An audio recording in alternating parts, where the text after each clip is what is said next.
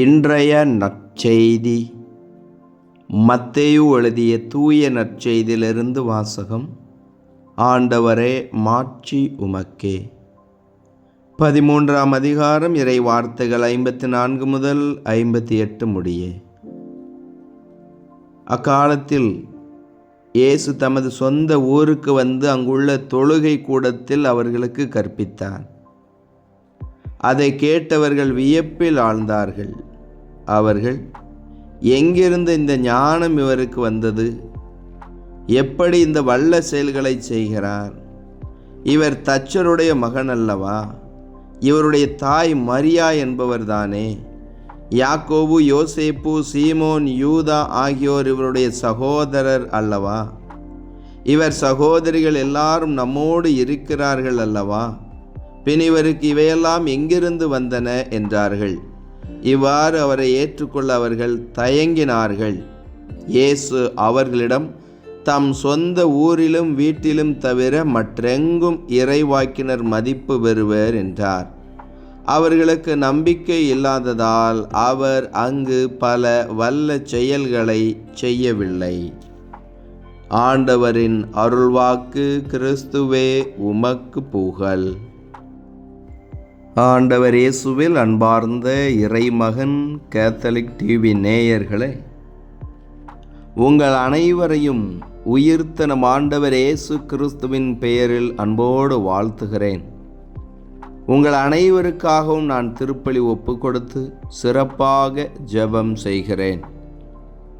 அன்பார்ந்தவர்களே, இன்று மே மாதத்தினுடைய முதல் நாள், தொழிலாளர்கள் தினம்.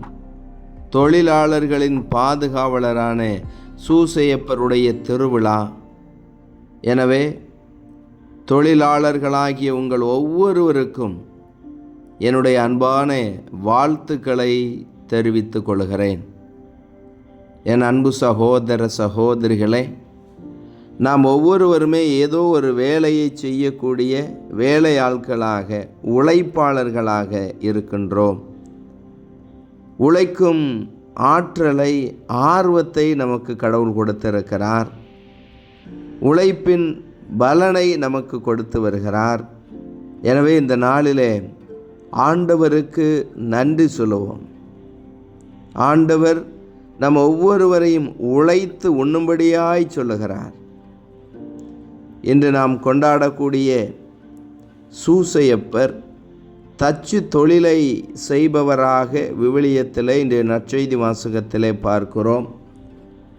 அன்னை மரியாளையும் இயேசுவையும் திருக்குடும்பத்திலே வளர்த்தெடுப்பதற்கு ஒரு தொழில், வேலை, உழைப்பு தேவைப்படுகிறது. சூசையப்பர் தச்சு தொழிலை செய்கிறார். தச்சு வேலை செய்துதான் தன்னுடைய குடும்பத்தை வழிநடத்தியிருக்கிறார். என் அன்பு சகோதர சகோதரிகளே, ஒரு ஊருக்குள்ளாக தச்சு வேலை செய்பவர், ஆடு மேய்ப்பவர், துணி துவைத்து கொடுப்பவர், முடி வெட்டுபவர், விவசாயம் செய்பவர், இன்னுமாக இப்படி பல்வேறு தொழில்களை செய்யக்கூடியவர்கள் இருப்பார்கள் என்று சொன்னால், அந்த ஊர், அந்த கிராமம் தன்னிறைவு பெற்றதாக இருக்கிறது. தங்களுக்கு தேவையானதை அங்கேயே பெற்றுக்கொள்கிறார்கள். துணி தைப்பவர், துணி துவைப்பவர், விவசாயம் செய்பவர், உணவு சமைத்து கொடுப்பவர் என்று எத்தனையோ வேலையாட்கள் ஒரு ஊருக்குள்ளாகவே இருக்கிறார்கள். அவர்கள் மற்ற நபர்களை சார்ந்திருக்க தேவையில்லை. அவர்களுக்கு உலக பொருளாதார முடக்கமெல்லாம் பெரிய ஒரு பாதிப்பை கொடுக்காது. ஏனென்றால் தங்களுடைய ஊருக்குள்ளாகவே எல்லா வேலையையும் தொழில்களையும் செய்யக்கூடிய நபர்கள் இருக்கிறார்கள். ஆண்டவருக்கு நன்றி சொல்லுங்கள். குறிப்பாக ஒரு கிராமத்தில் வேலை செய்யக்கூடிய எல்லா வேலைகளையும், பானை செய்வதாக இருக்கலாம், விவசாயம் செய்வதாக இருக்கலாம், தச்சு வேலை செய்வதாக இருக்கலாம், மீன் பிடிப்பதாக இருக்கலாம், இப்படி எல்லா வேலைகளையும் ஒரு கிராமம் உள்ளடக்கி இருக்கிறது என்று சொன்னால் அது மிகப்பெரிய ஆசீர்வாதம், ஆண்டவருக்கு நாம் நன்றி சொல்ல வேண்டும். என் அன்பு சகோதர சகோதரிகளே, தொழிலாளர்களை இந்த நாளிலே நன்றியோடு நினைத்து பார்ப்போம். வெயில் மழை என்று பாராமல் குடும்பத்திற்காக உழைப்பவர்கள் இந்த உழைப்பாளர்கள். அவர்கள் அத்துணை பேரையும் இந்த நாளிலே நாம் நன்றியோடு நினைத்து பார்ப்போம். அவர்களுக்கு இறைவன் தாமே நல்ல உடலுள்ள சுகத்தை தொடர்ந்து கொடுத்து ஆசிர்வதிக்கும்படியாய் நாம் ஜெபிப்போம். என் அன்பு சகோதர சகோதரிகளே, கடவுள் 6 நாட்கள் இந்த உலகை உண்டாக்கினார் என்று நாம் விவிலியத்திலே பார்க்கிறோம். அப்படி என்றால் கடவுள் முதலாக தன்னை யார் என்று வெளிப்படுத்துகிறார்?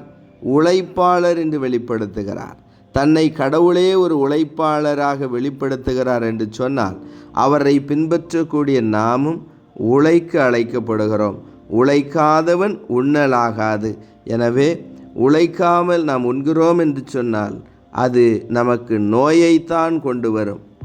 உழைக்க வேண்டும். நம்முடைய வீட்டிலே பாருங்கள், நம்முடைய தாயும் தந்தையும் நமக்காக எவ்வளவு உழைப்பை கொடுக்கிறார்கள். குறிப்பாக தாய் என்பவள் வீட்டிலே சமைத்து கொடுக்கிறார், வீட்டை சுத்தம் செய்து வைக்கிறார், பிள்ளைகளை வளர்த்தெடுக்கிறார், இன்னும் உற்றார் உறவினர்கள் நோயாளர்களை கவனித்து கொள்ளுகிறார். குடும்பத்தில் உள்ளவர்களை நல்லபடியாக பார்த்து கொள்வதோடு அவர்களுக்கு உடையை துவைத்து கொடுப்பது, சரி செய்து கொடுப்பது, தேடி கொடுப்பது, இப்படியாய் அவர்கள் செய்யக்கூடிய வேலைகளை சொல்லிக்கொண்டே போகலாம். என் அன்பு சகோதர சகோதரிகளே, இதோ இந்த நாளிலே அந்த உழைப்பாளர்களுக்கெல்லாம் நாம் நன்றி சொல்லுவோம். நம்முடைய வாழ்க்கையிலே நாம் முன்னேறுவதற்கு நம்முடைய தொழில் நிறுவனங்களிலே உழைப்பாளர்கள் இருக்கிறார்கள். அவர்களுக்கும் அவருடைய குடும்பங்களுக்கும் நாம் இதோ இந்த நாளிலே சிறப்பாக நன்றி சொல்லுவோம். இயேசு ஆண்டவர் நம் உழைப்பை ஆசீர்வதிக்கட்டும், நாம் முன்னேற்றம் விடும்படியாய் ஆசீர்வதிக்கட்டும். இன்றைய நாளிலே நாம் கொண்டாடக்கூடிய சூசையப்பர் திரு குடும்பத்தினுடைய தலைவர் இதோ இந்த நாளிலே நாம் ஒவ்வொருவருக்காகவும் பரிந்து பேசுவாராக. ஆமேன். இயேசுவுக்கே புகழ், மரியே வாழ்க. மன்றாடுவோமாக.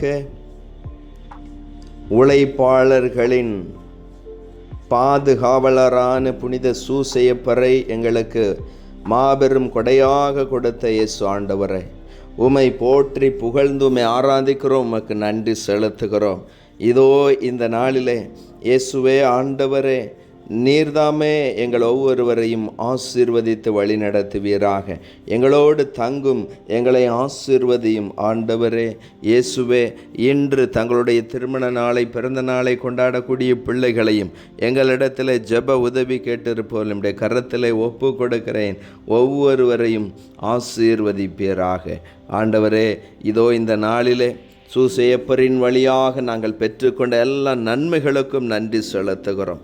தொடர்ந்து நீரே எங்களை இயேசுவே ஆண்டவரை ஆசீர்வதித்து வழி நடத்துவீராக.